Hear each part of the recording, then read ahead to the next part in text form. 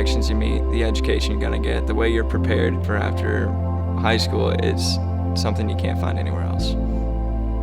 While we have a smaller staff, the quality of students that we have allows us to have higher level classes like organic chemistry and AP calculus and AP English. And moving out into a world that's not centered around me is going to be less challenging because I have that worldly view that I've developed here. We have awesome athletics, awesome clubs, but most importantly just the academics and just having the faith aspect of the school. Being able to express my faith has really led me to have more confidence about who I am as a person and the values that I have as a person.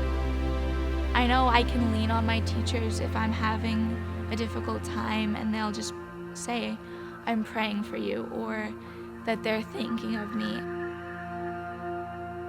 Because only 2 schools in this area in Evansville have the ability to do that, to be able to have Mass and celebrate the Eucharist.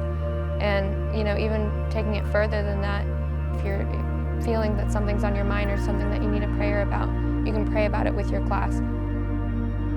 We're actually learning about okay, we believe this, why do we believe this, how can we apply this in the real world? It's not just learning the doctrine and the dogmas, it's about how you apply that to make the world a better place.